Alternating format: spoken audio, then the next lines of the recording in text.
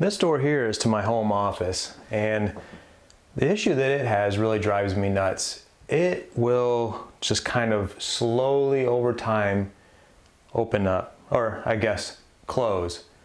And I will push it all the way back towards the door, and then it will just slowly make its way towards closed. It doesn't go too far, but there has been times when I've tried to get up quickly and make my way out, and it's like if I'm not paying attention, I could run right into the side of the door here.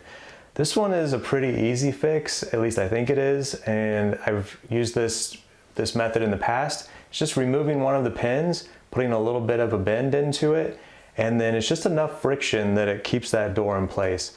With a screwdriver and a hammer, I'm going to pop the pin out of the middle hinge here, just underneath here, and just give it a few taps.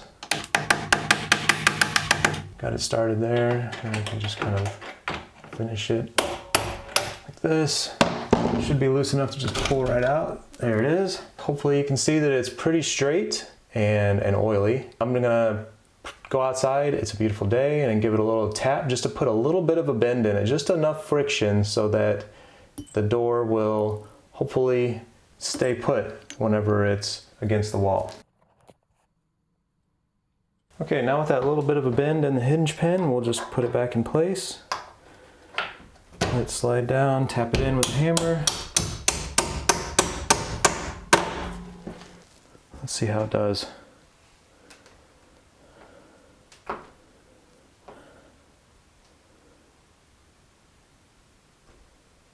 It feels like it's going to stay in place there. Looks like this might have solved our problem. There's no additional movement there. Once I push the door against the wall, it doesn't look like it's wanting to move.